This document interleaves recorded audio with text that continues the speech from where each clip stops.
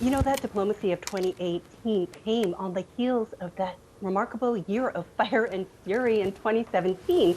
And we shouldn't forget that that rhetoric, that exchange, that war of words between Donald Trump and Kim Jong-un gave Kim the justification he needed to build up his nuclear arsenal. He built it up to a point where he felt comfortable enough to go out on the world stage and feel that he could meet shoulder to shoulder with Donald Trump as his equal. I mean, we know that's not true, but he was able to portray it that way.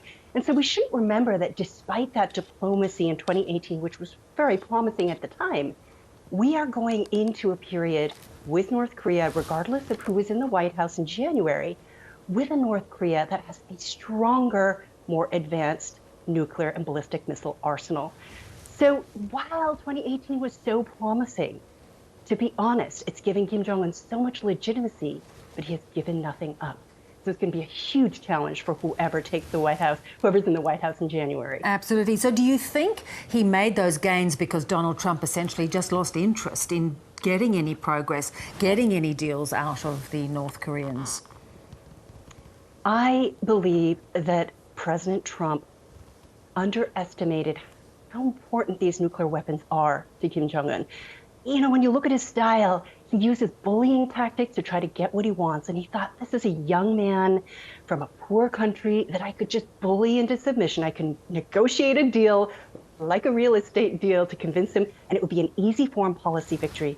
He realized in Hanoi last year in February 2019 that that wasn't going to be the case, that Kim Jong-un wasn't going to be that easy to convince to give up his nuclear weapons. And so we saw him abandon that, or put it on the back burner and turn to other foreign policy goals that he thought would be easier. And what that did is perhaps put it on the back burner, but North Korea, while it kept to its promise not to test nuclear devices, it's been testing other aspects of the technology in the meantime.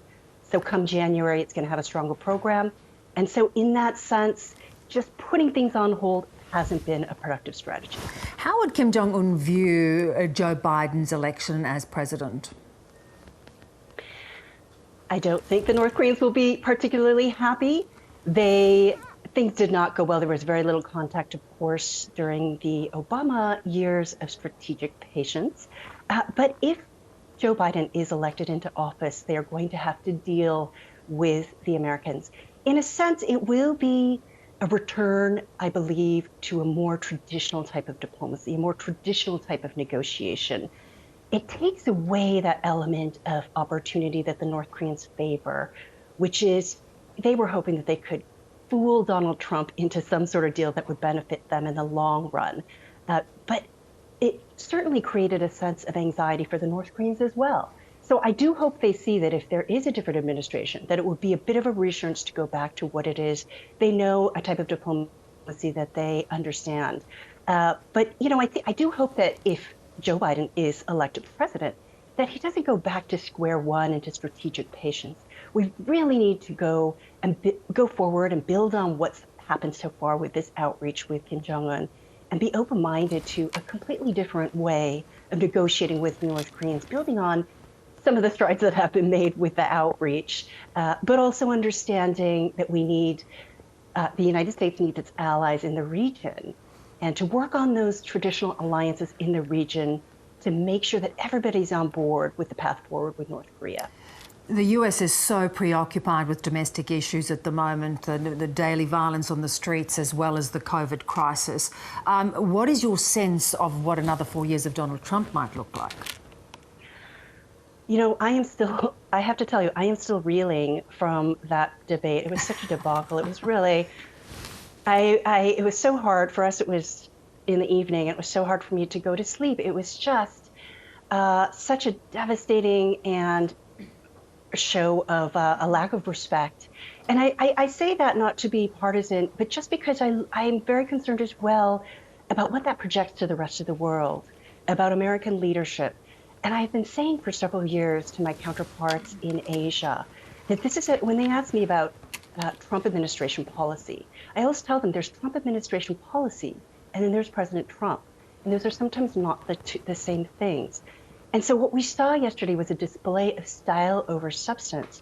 But it was, I just I can't imagine how my counterparts in South Korea or even in North Korea are thinking about whether this is someone they can work with over the next 4 years. I think it's, as an American, I have to say, it is a real low point for me as watching all of this unfold. I live right next to the White House. It's just completely demoralizing. And you're catching me at a time where I'm still feeling that emotional shock of this debate. And look, it's wonderful it's wonderful to get that raw sense from you, because I think most of us internationally watching it were horrified that this was the most significant power in the world, and it was just a chaotic and unedifying scene. Absolutely. And the polls show that about 10% of voters were undecided going into this debate. The real question, and it's such a close race, the real question was, would he, as your speakers have mentioned earlier on the show, who has he convinced? And I think I'm just dreading that there will be a boost in the numbers and what that will say about my country and what they respond to. And that is certainly an alarming prospect. So I'm still a bit shell-shocked, also trying to think about what it is I need to say to my counterparts in South Korea and elsewhere about what this means for diplomacy. But I think it's revealed things that I've been saying behind closed doors. And so perhaps there's a wake-up call that's happening with this performance. Jean, I so appreciate you coming on and talking to us so fresh after that experience. Thanks so much. Thank you.